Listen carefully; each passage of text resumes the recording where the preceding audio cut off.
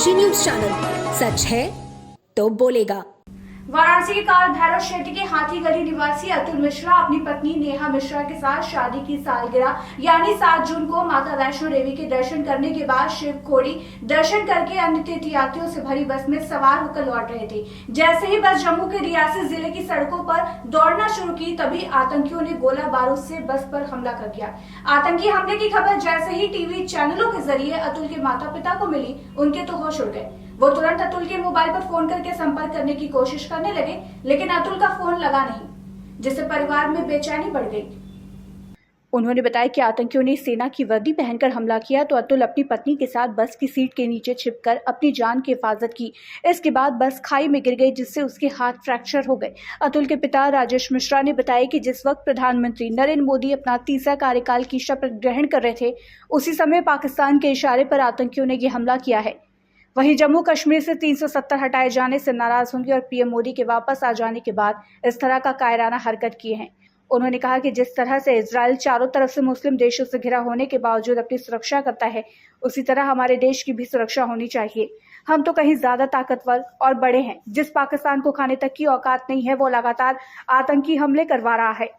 आखिर कब तक हम शिष्टाचार करते रहेंगे? अतुल मिश्रा की मां सुनीता मिश्रा की आंखों से आंसू छलक गए और उन्होंने बताया कि टीवी चैनल के जरिए हुई जानकारी के बाद जब तक अतुल से संपर्क नहीं हुआ था, तब तक उनकी और उनके पूरे परिवार की घबराहट और बेचैनी बहुत ज्यादा बढ़ गई थी।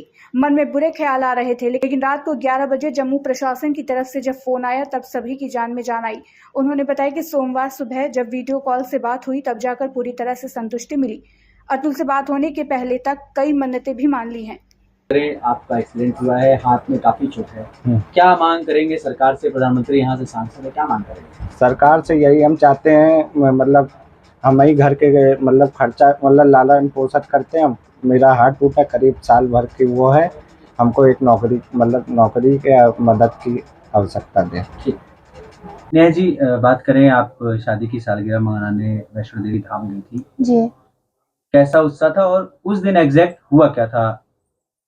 सर कुछ नहीं, हम लोग दर्शन करके वापस आ रहे थे। कहाँ गई थी दर्शन करने? शिवखोड़ी जी। वहाँ से वापस आ रहे थे तो आतंकवादियों ने हम लोगों पे हमला बोल दिया था, फायरिंग की काफी।